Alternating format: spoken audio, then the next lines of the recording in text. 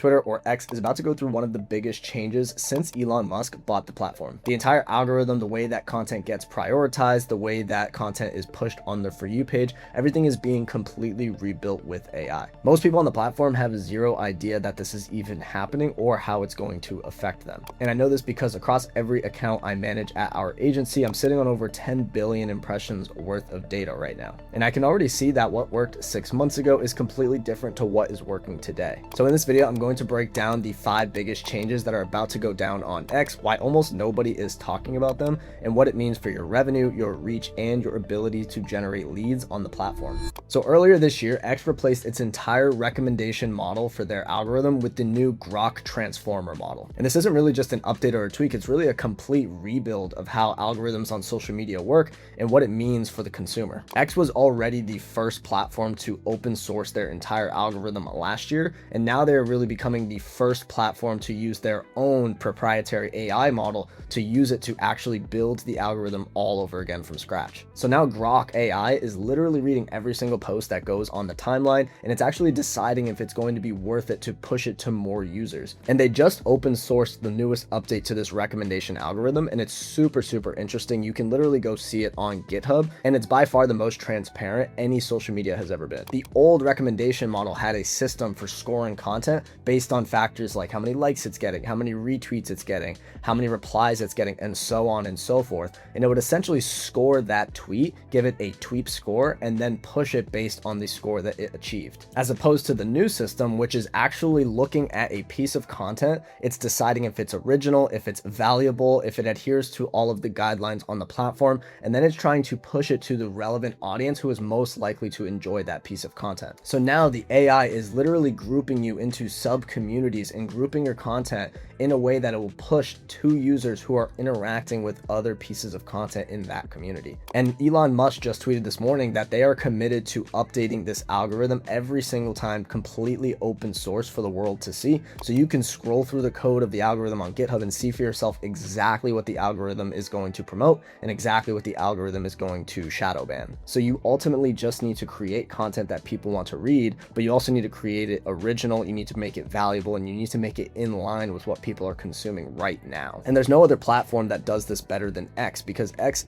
by far out of all the other platforms moves the absolute fastest. When there is a new trend, everything else gets blocked out as just white noise, and that trend is 100% the thing that most people are seeing. So being able to fast adapt to what's trending right now is one of the most important things on X regardless. And just to drive this point home, I want to show you what it looks like when you engage with a certain piece of content, how fast the algorithm picks that up and tries to push more of that to you to keep you on the platform as long as possible. Me just talking and what I've been doing this morning, I'm getting a lot of algorithm stuff. So I'm going to try my best to get away from that, because what it's showing me right now is World Cup stuff, algorithm stuff. I want to find some stuff that's completely new for this video just so you can see how fast it flips the script. So I'm going to jump into like Apple related stuff, because I just saw this Apple tweet and I just want to start looking up stuff related to Apple so that you can see how fast I start getting fed more and more Apple news. I'm going to start clicking through Apple stuff just to see how fast I can get it to show me more stuff about Apple and Apple products. We're getting some AirPod Max content. Here we go.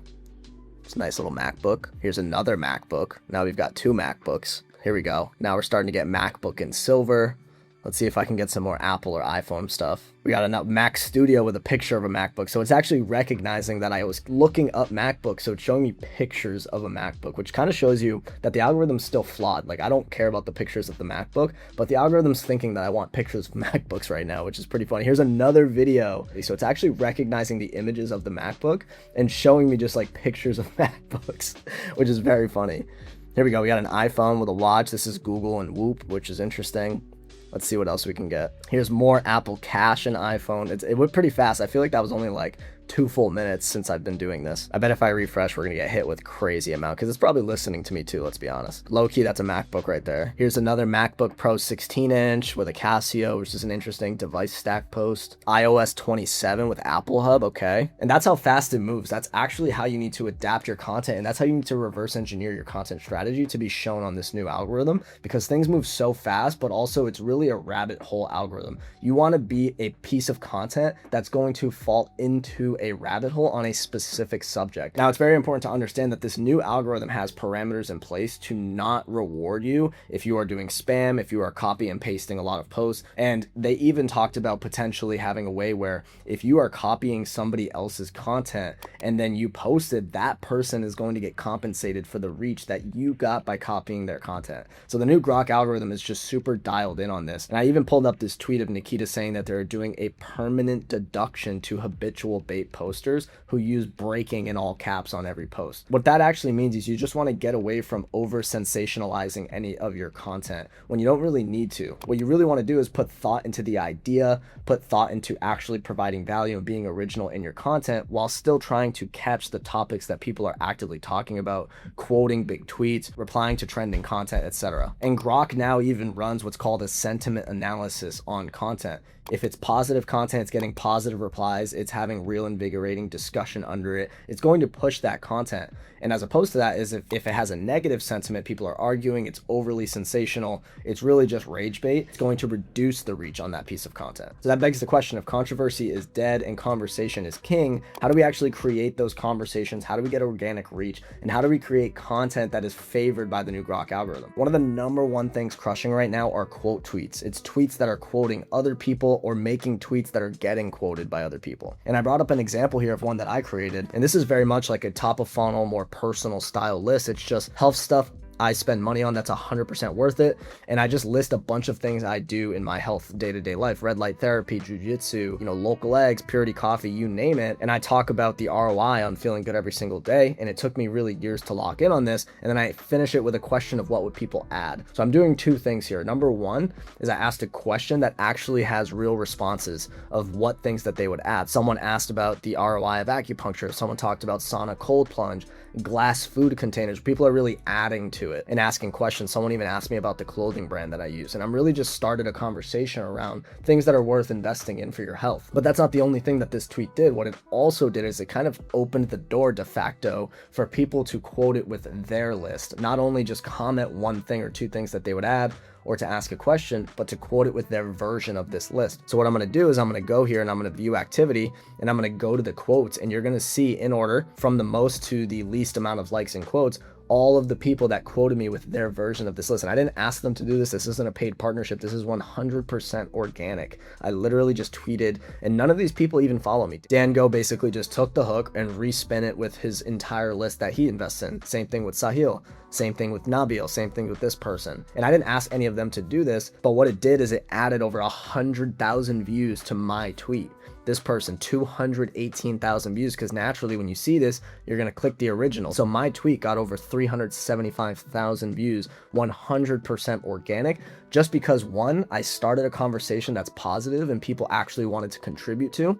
And number two, I made myself quotable. Quoting is becoming one of the biggest parts of the algorithm because what it's doing is it's really a conversation, but it's an original piece of content. And piggybacking off of these algorithm changes, I think it's important to understand that X isn't really just a social media network anymore. It's truly becoming the everything app.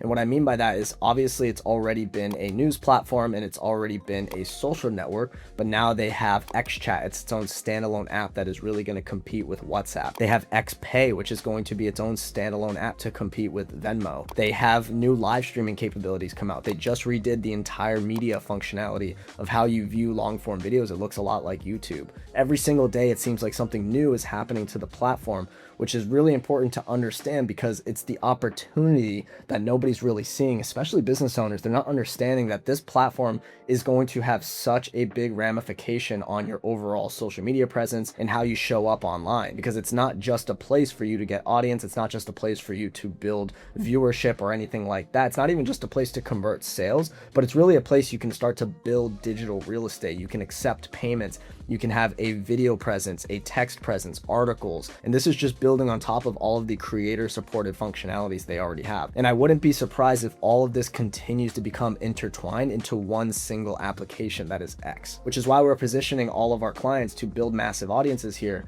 because if not only you can generate leads and get reach, but you can also process the payments and have phone access and have text access, this becomes one of the biggest business tools in the entire world. And it's going to be a huge huge monetary value for businesses that build their audience here. And if you think everything I just covered is a lot, it is, because it is a mouthful to talk about, to be honest, but this is really important that I want you to know, because they just released one of the most revolutionary things on social media, and that is custom timelines. And I want you to see how important this is, because traditionally on social media, everything has been about the For You page. Everyone has said that the following page does not matter anymore. Followers don't matter. Everything is the For You page. Everyone has an equal shot of going viral. And while that is true, this has changed a little bit, because it's not just about manipulating the For You page. It's just not about only showing up on the For You page overall, but now on X, it's about showing up on custom timelines. So what you can actually do on X, and you can see I have a few here, is you can actually create a timeline that specifically is around the topic you want to consume. So if I only want to see politics, or I only want to see sports, I can go and make a timeline and add it to my page where I will only see that topic. So for me, I like to have a timeline where I only see AI related stuff, because if I want to educate myself on what's going on in AI today, I could just go here and see AI. I don't have to click around on the For You page to see whatever I want to see. I can just go to my custom timeline and only see AI content. Or if I want to see soccer stuff with this World Cup coming up, I only have to see soccer related content. And this is massively important, because what it allows you to do is reverse engineer your content. How do I put my content in front of one of these custom timelines? And that's super important, because it allows you to really tailor your content to what's going on. So I'll give you an example. If I want to rank in the stocks and economy timeline, I'm going to create this stocks timeline, and I'm going to go to it, and I'm going to see what's working right now. So I'm just going to scroll a little bit and be like, okay, we're talking about 30-year treasuries and the S&P 500 closing up, and Nike's on track for its lowest closing price in almost 12 years. And I'm going to think to myself, how do I create content today that aligns with what people are seeing on the custom timeline? And that's going to be a revolutionary thing for your content strategy, because now you can be monitoring exactly what's working right now every single day. Now, you know what's actually changing under the hood of X, but knowing what changed is really only half of it. The bigger question is how you use all of this to grow. How do you use this to generate leads? How do you actually use this to make sales on X? So click this video right here, because I go over exactly how we are generating a ton of sales on X right now. We did over $1 million in cash collected in the first quarter of 2026, and I break down a lot of our strategies right here that you can use today. So make sure you click this video and check it out. I'll see you there.